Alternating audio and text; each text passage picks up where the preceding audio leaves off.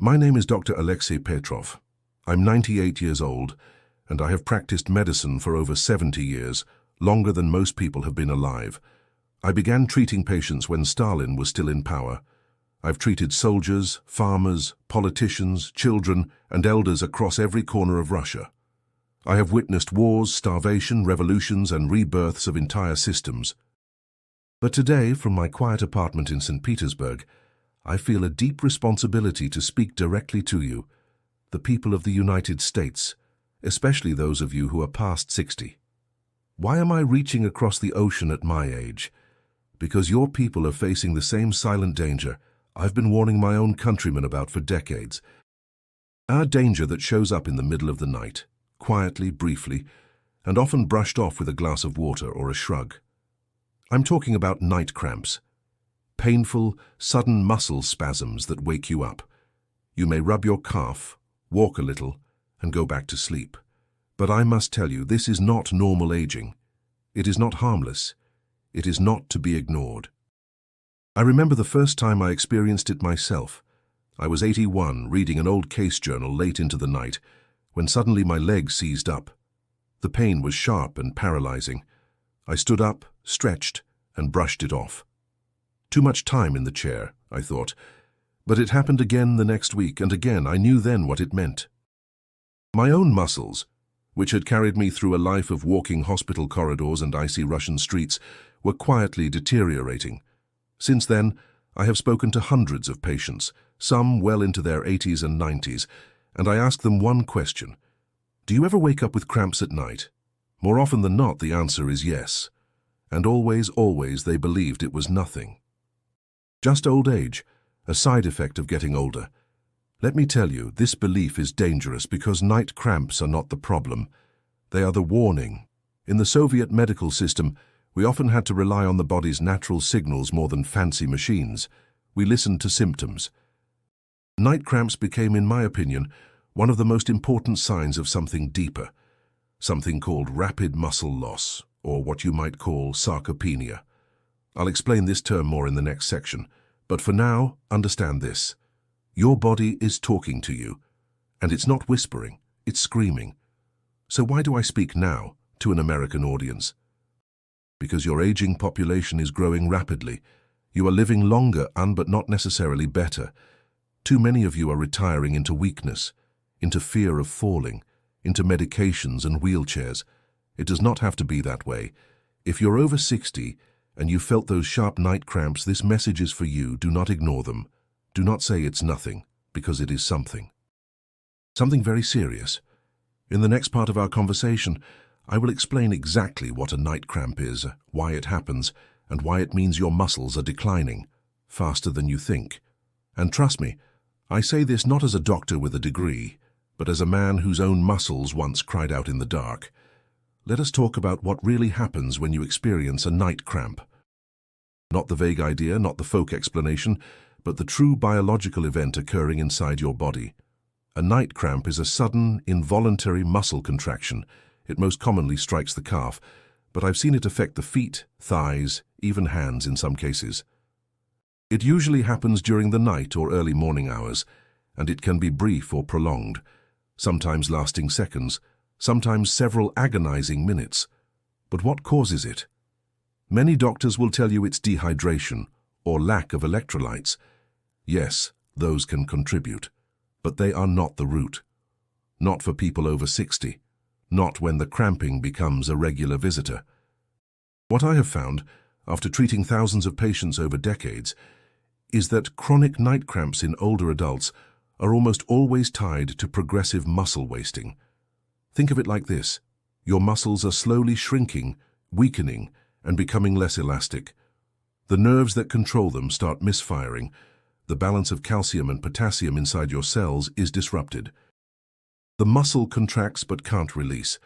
That's the cramp. And at night, when the body is resting, circulation slows and the legs are still, this vulnerability is exposed. In younger people, cramps may be caused by overuse or temporary strain. But after 60, the culprit is usually degeneration. Your muscles are not recovering. They are not getting stronger after strain.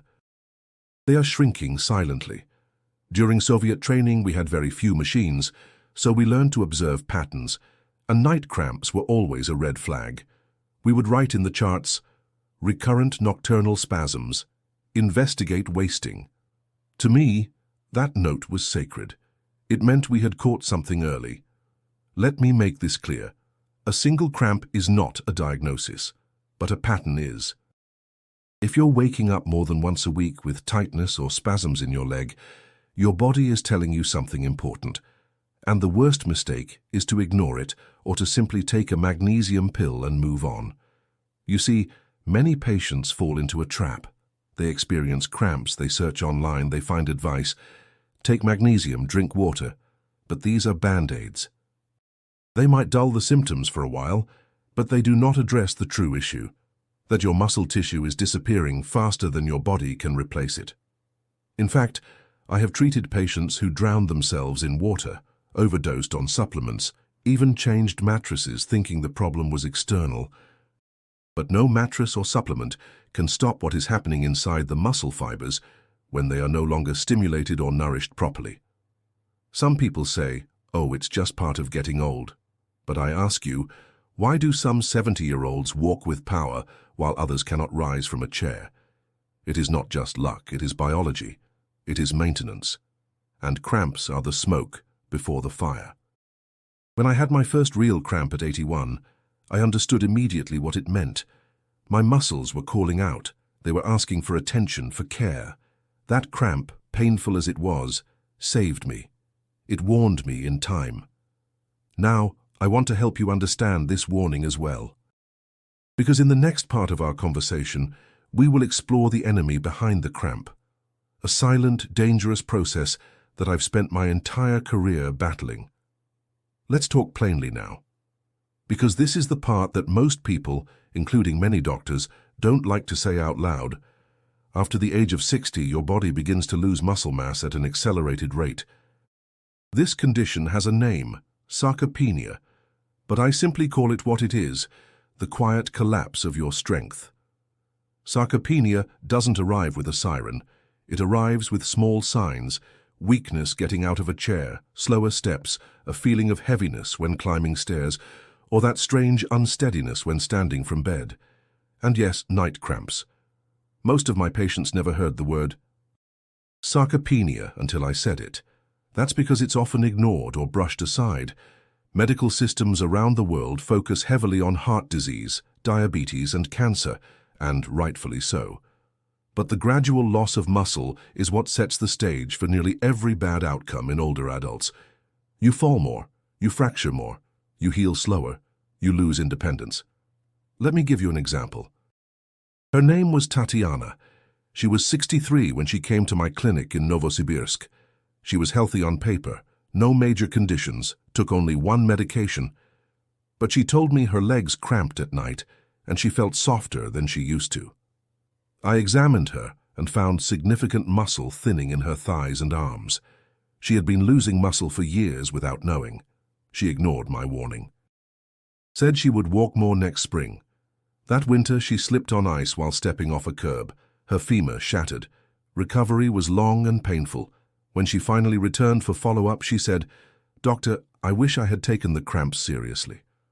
I share this not to frighten you but to awaken you, because sarcopenia is reversible, but only if you catch it early. And the cramps. They are your first signal. Muscle loss is not just about appearance or strength. It changes how your metabolism works. It increases your risk of insulin resistance. It weakens your immune system. It even affects your brain. Yes, truly, there is growing evidence that muscle degradation and cognitive decline are connected. I saw it with my own patients long before the research proved it. When the body starts to shrink from the inside, everything becomes harder. The world feels heavier. A grocery bag becomes a mountain. A single stair becomes a challenge. This is not aging. This is unmanaged sarcopenia.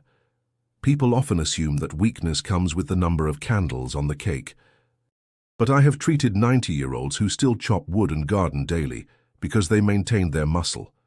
And I have treated 60-year-olds who needed assistance to stand because they let it fade. Here is a truth I need you to remember. Muscle is not a luxury. It is your armor. It is your engine. And once it starts wasting, the consequences compound quickly. And yet, most people don't act until the fall, the fracture, the surgery. The night cramps, meanwhile, were always there. They just didn't listen. So I ask you now, how many times have you woken up rubbing your calf, thinking it was just a bad position or dehydration? What if that was your warning? What if that was the moment your body asked you to intervene? In our next conversation, I will share exactly what I tell my own patients to do when they come to me with these signs. Because there is hope, real, measurable, practical hope. And you can start today. Now that we understand the danger, let me tell you what I tell every patient who walks into my clinic with signs of muscle decline. These are not complicated treatments. These are daily habits, practical, proven, and powerful. If you apply them consistently, you can rebuild your strength, reduce cramps, and regain confidence in your body.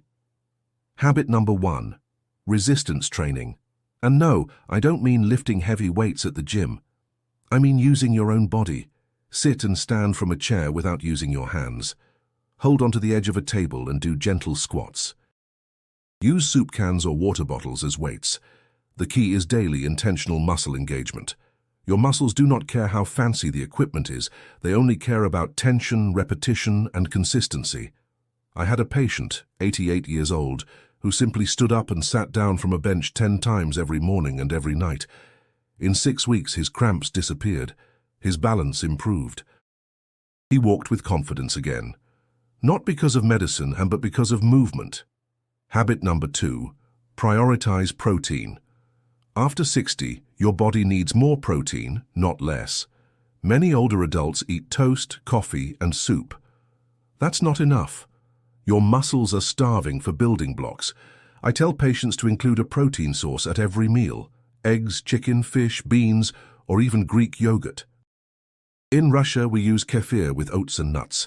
In America, you have so many options. Use them wisely. I once treated a woman in her 70s who had been eating only crackers, tea, and bananas. Her legs were like twigs. We changed her diet, and within 2 months, she had visible strength returning. Never underestimate the power of protein. Habit number 3, replenish minerals, but don't rely on them alone. Yes, magnesium and potassium are important, so is calcium, but they are support tools, not cures.